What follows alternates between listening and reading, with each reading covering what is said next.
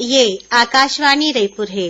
छत्तीसगढ़ी समाचार बुलेटिन के संग स्मिता शर्मा के जय जोहार। प्रधानमंत्री नरेंद्र मोदी आज झारखंड के राजधानी रांची में प्रधानमंत्री किसान मानधन योजना के शुरुआत करीन। ये योजना में 5 करोड़ लघु और सीमांत किसान मन ला 3,000 रुपया हर महीना न्यूनतम पेंशन देके उनकर जीवन ला सुरक्षित बनाए जाही। ये पेंशन 60 साल के उम्र पूरा करिया किसान मन ला दे जाही। अवैया 3 बछर बर ये योजना में 10,774 करोड़ रुपया के व्यवस्था करे गे हवय। 18 ले 40 बछर के सब्बो छोटे और सीमांत किसान मन योजना के लाभ लेबर अभी ले आवेदन कर सकत हैं। श्री मोदी देश भर में 462 एकलव्य आदर्श आवासीय विद्यालय के लोकार्पण घलोक करीन और छोटे व्यापारी मन बर व्यापार स्वरोजगार पेंशन योजना के शुरुआत घलोक करीन। प्रधानमंत्री नरेंद्र मोदी किसान मन के कल्याण और रोजगार बर नवा तकनीक ऊपर जोर दिन है। ओमन किहिन की पर्यावरण और पशुधन हमेशा देश के आर्थिक विचार और दर्शन के मूल में रहे हैं। प्रधानमंत्री किहिन की पशुपालन और एखर ले जुड़े दूसर गतिविधि ले किसान मन के आमदनी बढ़ सकही। पशुपालन, मछली पालन और मधुमक्खी पालन ले अच्छा आमदनी होथे।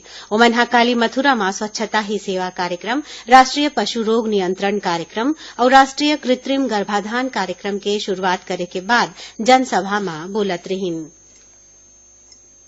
सूचना और प्रसारण मंत्री प्रकाश जावड़ेकर कुछ एक ऐसन मानक लागू करे के घोषणा करे हैं जेखर ले बधिर मन घलोक टीवी के कार्यक्रम ला समझ सकही।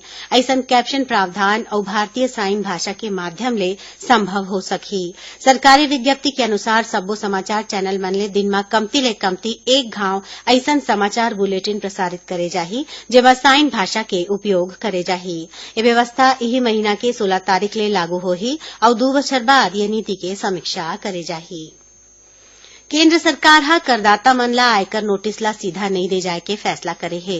केंद्रीय मंत्री रविशंकर प्रसाद किहिन की अवैया महीना ले ये नोटिस पहली जांच बर केंद्रीयकृत प्रणाली में जाही और ओखर बाद एमा अगला कार्यवाही होही। ऐसने अब आयकर अधिकारी मन के मनमानी घलोक नहीं चले। श्री प्रसाद किहिन की सरकार बैंकिंग और आवास क्षेत्र में धन दे जाए बर और अर्थव्यवस्था में सुधार बर बैंक मन के विलय जैसन कतकोन कदम उठाए है।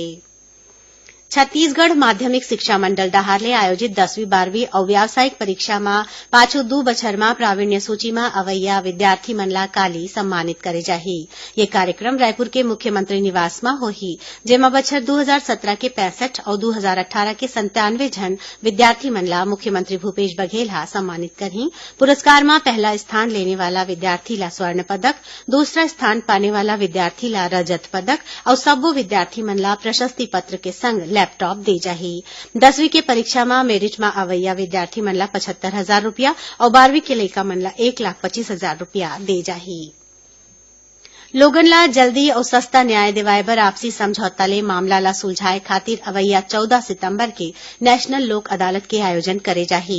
ये दौरान प्रदेश के सब्बो जिला सत्र न्यायालय और बिलासपुर उच्च न्यायालय में विशेष अदालत लगाए जाही। एमा आपराधिक, पारिवारिक, बैंक संबंधी, बिजली पानी के भुगतान, भू अर्जन और श्रम विवाद के निपटारा करे जाही। लोक अदालत में मोटर दुर्घटना दावा अधिकरण के लंबित प्रकरण ला घलोक राखे जाही।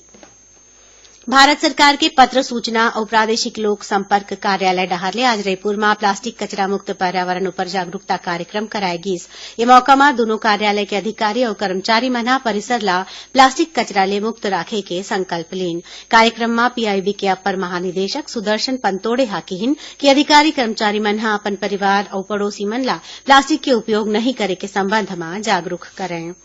राज्य सरकार पत्रकार मन ला अधिमान्यता देवर नवा राज्य और संभाग स्तरीय समिति बनाए हैं, जेमा प्रिंट और इलेक्ट्रॉनिक मीडिया के प्रतिनिधि मन ला शामिल करे गे है। राज्य स्तरीय अधिमान्यता समिति में 10 पत्रकार सदस्य, आयुक्त संचालक के अलावा उनखर डहार ले नामांकित अधिकारी मन शामिल हैं। ऐसने संभाग स्तरीय समिति में 9 पत्रकार सदस्य और संभागीय मुख्यालय के जनसंपर्क कार्यालय प्रमुखा समिति के सदस्य होही। रायगढ़ में 10 दिन ले चलत चक्रधर समारोह काली संपन्न हो गई। समापन के कार्यक्रम में राज्यपाल अनुसुईया उइके शामिल हुई। ये मौका में ओमन किहिन की शास्त्रीय नृत्य और संगीत के विकास में राजा चक्रधर सिंह के योगदान ला नहीं भुलाए जा सके।